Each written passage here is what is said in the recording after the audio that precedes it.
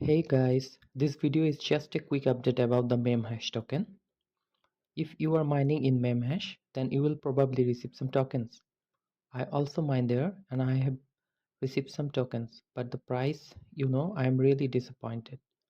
I invested some money, but the price hasn't reached the level I expected. So it's a bit disappointing for me. I think if you receive a small amount like me, it might be a good idea to hold onto them for the future when the price increases. But what can we do now? The market is really down. BTC is below 80k, so there's not much to do. Expect wait and hoping it goes up.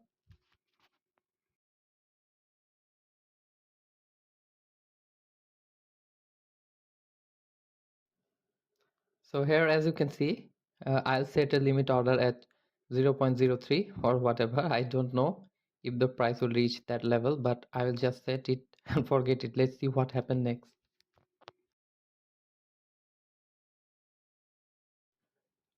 And that's all for this update. If you like my video, you can support me by subscribe to my channel. Thanks for watching. Goodbye.